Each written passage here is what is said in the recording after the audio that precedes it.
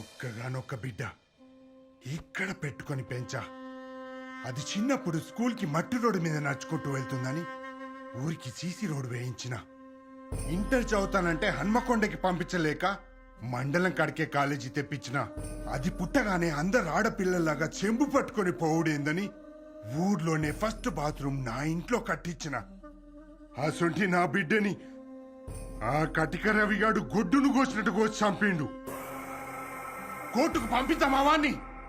నీ కూతుళ్ళకి ఇట్లనే జరుగుతా ఇడిచిపెడతావా నువ్వు?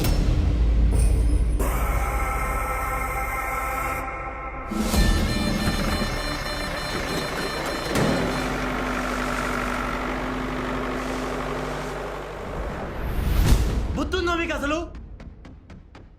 స్నానానికి వెళ్ళొచ్చే లోపు క్రిమినల్ని మార్చేస్తారా? Let me handle this. SP గారు కాల్ చేస్తా.